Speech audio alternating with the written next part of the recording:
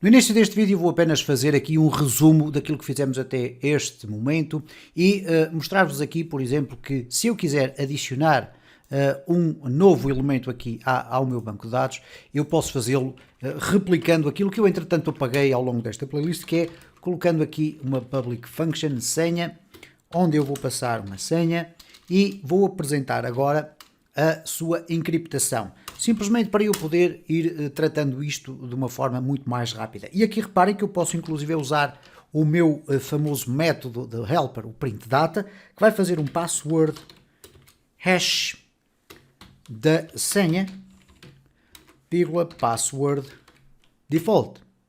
Ok, vamos aqui colocar corretamente. Password bcrypt também poderia ser, mas é o password default. Portanto, significa isto que se eu agora lançar aqui a minha web, a minha aplicação, vou abrir aqui num novo separador, vamos aqui duplicar, e se eu colocar aqui senha barra bbbaa, eu vou ter ali a apresentação então da senha. Eu vou adicionar aqui um novo usuário ou utilizador, vocês já sabem, para mim a expressão é exatamente a mesma, e vai ser a Ana com a sua senha, ok?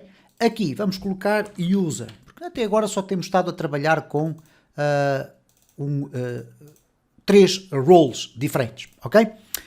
Bom, aqui vamos colocar simplesmente cá no topo os dados de login para não nos esquecermos. Temos aqui a Ana, que tem bbbaa, é a senha dela. Bom, dito isto, se ainda não ficou suficientemente claro aquilo que nós fizemos ao longo deste percurso, é muito fácil de entender. Nós temos, genericamente, aquilo que mais importa na nossa aplicação são estes dois métodos que aqui estão. São eles que permitem identificar se o usuário está logado ou não e se ele tem permissão enquanto role, enquanto papel, enquanto... exatamente a tradução, enquanto papel relativamente à aplicação, se ele tem um role permitido ou não para entrar em determinados locais. O que nós fizemos aqui é basicamente verificar se existe ou não na sessão algo chamado usuário. E ele faz aqui um return verdadeiro ou falso. E por isso este mecanismo vai nos permitir aqui, dentro destes espaços, perceber se o usuário está logado ou não, perguntando pela positiva ou pela negativa e agindo em conformidade. Acontece aqui, se ele não estiver logado, ele faz um redirecionamento para a página de login.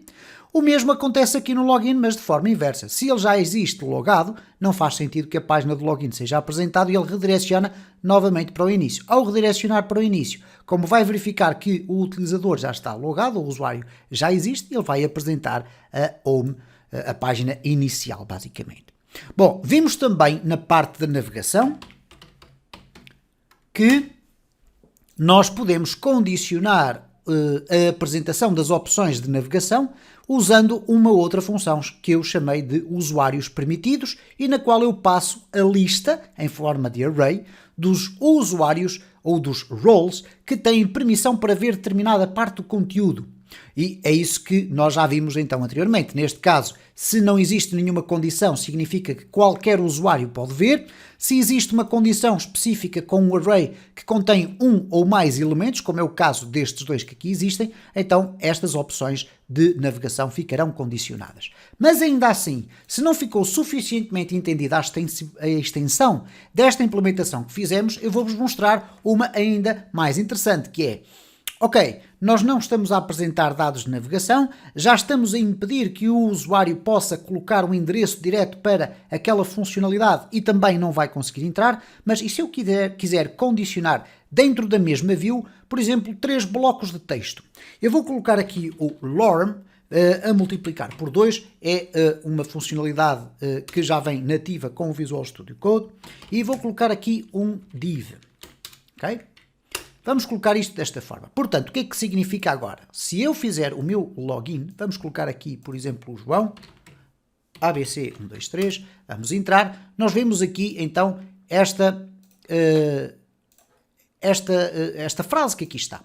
Bom, vamos separar isto muito rapidamente aqui com uma classe margem y de 3, ok? Se eu tiver agora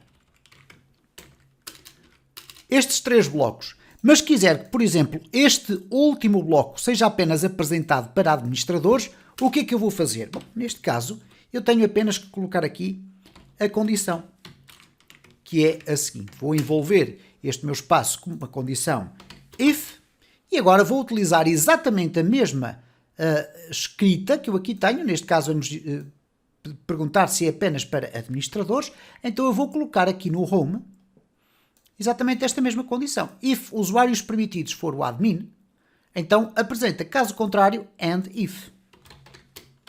Ok? E portanto, com este questionamento, eu vou aqui pedir para que seja formatado, com este questionamento nós vamos ter aqui apresentações condicionadas. Aqui vamos colocar um H1 todos, aqui vou colocar um H1 coordenadores e admins, vamos colocar assim, e aqui só um H1 com admins. Então reparem a circunstância, como eu já estou logado e sou um administrador, olhando aqui para a nossa tabela, eu sou um admin, o que vai acontecer então aqui é o seguinte, se eu agora refrescar, eu vou conseguir ver todas as secções. No entanto, aqui a coordenadora, ou o coordenador Carlos, se eu agora fizer aqui um logout e entrar com o Carlos AAABBB, eu vou aqui entrar e reparem o que é que acontece, ele não consegue ver a secção dos administradores, consegue ver aquilo que diz respeito a ele e a todos, mas não a dos administradores. E por conseguinte, se eu agora entrar aqui com a Ana, BBB AAA, vamos aqui entrar e reparem que ela também só consegue ver esta área que aqui está.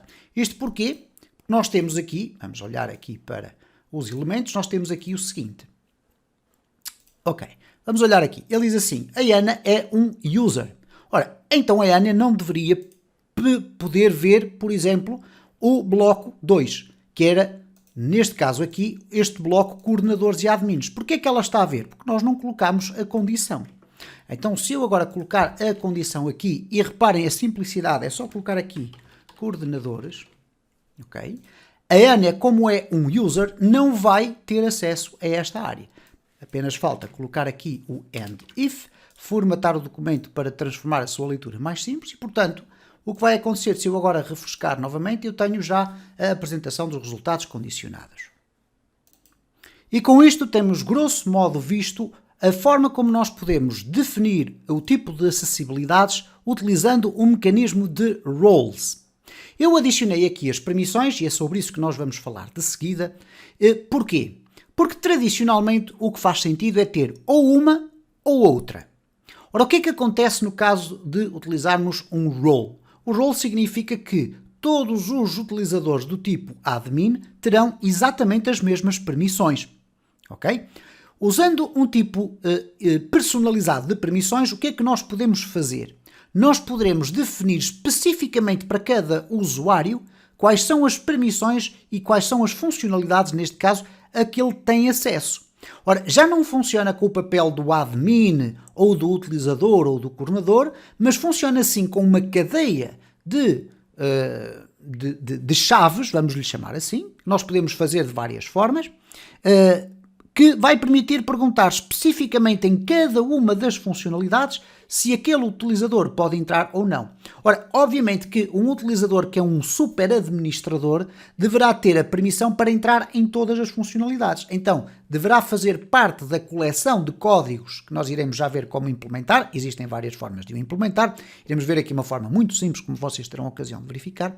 Ele irá ter a permissão para entrar em todos os lados. Mas nós podemos ter, por exemplo, um administrador que nós não queremos que tenha acesso a uma funcionalidade específica e controlamos isso de uma forma muito simples. Colocamos todas as permissões, menos aquela.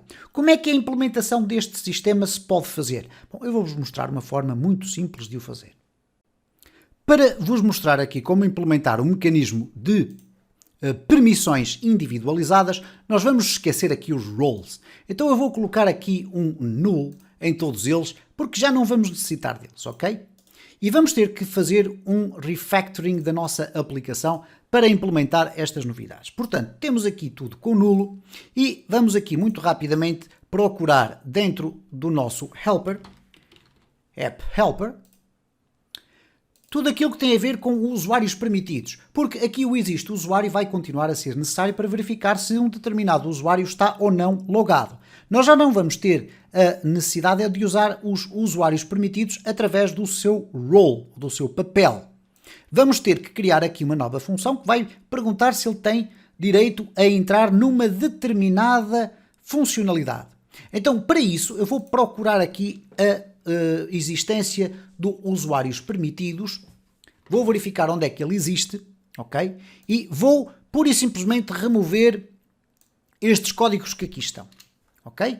Repare, eu estou aqui a remover, a lista vai sendo ali atualizada, aqui não interessa porque é no registro de logs, aqui temos ainda a função propriamente dita, nós não a vamos apagar, eu vou deixá-la ficar, aqui nós vamos remover esta parte que aqui está, vamos remover também aqui o end if e aqui esta parte, e vamos remover aqui este end if. O que é que nos falta aqui? Falta-nos ainda aqui na navegação também remover esta condição, remover esta e remover esta. Portanto, o que é que acontece neste momento? Vamos aqui formatar o nosso documento. Nós voltamos à estaca 0 em termos de permissões. Isto basicamente significa que qualquer usuário que faça o seu login vai ter exatamente acesso a tudo aquilo que os outros têm.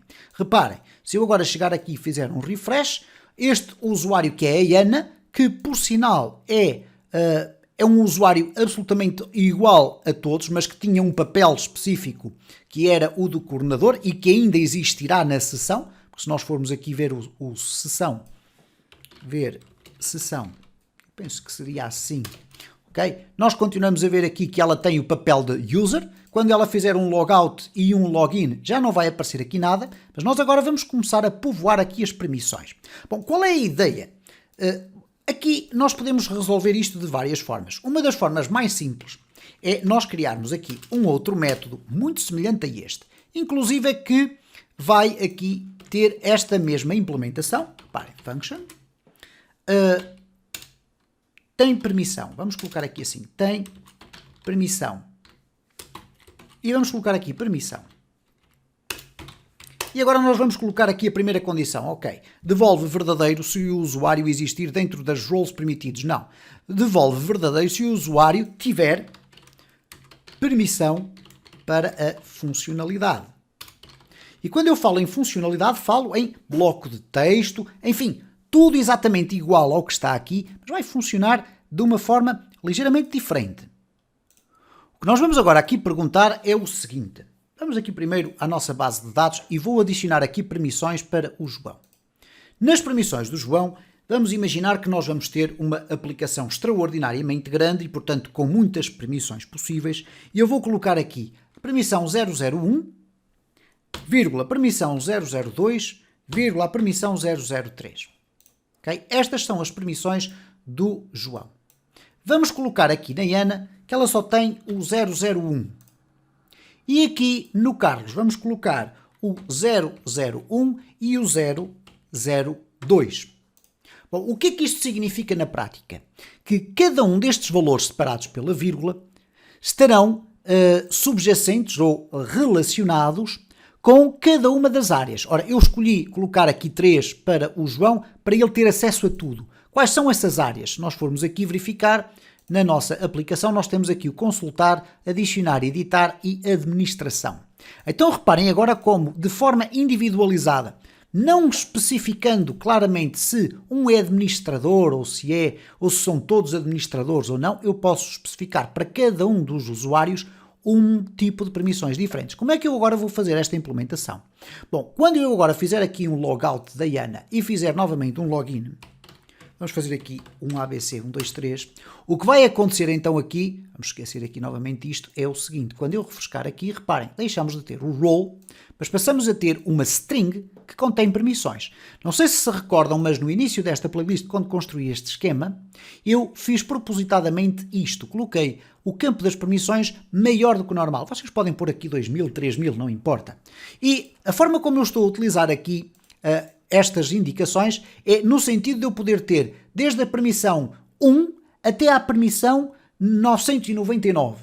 Imaginem uma aplicação com 999, e poderíamos até colocar aqui o 000, mas 999 permissões ou funcionalidades. Portanto, já era uma aplicação bastante considerável. Ora, o que é que acontece aqui? Porquê é que eu não coloquei 1,2,3? Porque depois isso viria prejudicar-me a forma como eu agora vou pesquisar a existência ou não das permissões, ok? Poderíamos ter ali alguns problemas, porque se eu perguntar se existe o 1 dentro das permissões, ele podia me buscar, por exemplo, a permissão número 10. Vocês já vão verificar como é que eu vou fazer isto. Então é assim. Se eu agora, tendo aqui as minhas permissões, apenas lhe coloquei uma vírgula no meio, poderia ter colocado um outro sinal qualquer. Eu não tenho sequer a necessidade de alterar este valor que eu aqui tenho como uma string num array. Poderia fazê-lo com um PHP split, etc. Ou um explode ou um implode. Tudo isso. Nem sequer tenho a necessidade disso. Eu vou fazer aqui uma implementação que é a seguinte. Tem permissão. Qual é a permissão? E então ele vai dizer o seguinte.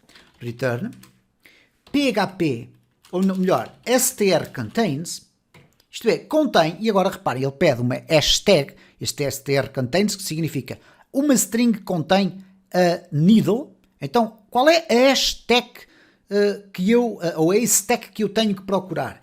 É a de session, o usuário, vamos copiar até ali, session, usuário, agora permissões. Ok? E eu estou a perguntar agora se dentro do texto das permissões existe a permissão que eu estou a indicar. Ora, onde é que eu vou indicar esta permissão? Reparem como tudo isto é muito semelhante ao processo anterior, mas com uma plasticidade muito maior. Por exemplo, aqui eu irei ter que colocar PHP, ok? Depois iremos replicar isto, como é óbvio, e aqui em baixo PHP também. Aqui fica um end if, e aqui eu só pergunto o seguinte, if tem permissões, ou tem permissão, neste caso, para aceder a quê? Ao 001, ok? Simplesmente isto. Se tem permissão para aceder ao 001, aqui se tem permissão para aceder ao 002, aqui se tem permissão para aceder ao 003. E isto, nós aqui a trabalharmos com permissões muito específicas para cada opção que aqui existe. Vamos aqui fazer um formato document e reparem então o seguinte, eu estou logado com um usuário que tem permissões para tudo, portanto, se eu agora refrescar, ele consegue ver exatamente tudo. Se eu for ao meu banco de dados e olhar, por exemplo, para a Ana, supostamente a Ana só poderá ver aqui o consultar. Vamos aqui testar, vamos fazer aqui um logout. Ok, vamos colocar aqui a Ana, BBBAAA, entrar e reparem como a Ana só consegue ver o consultar. No início do próximo vídeo nós vamos aqui consolidar esta ideia para vocês verificarem que elas são muito semelhantes, mas a plasticidade desta em termos de permissões pode ser interessante em alguns cenários.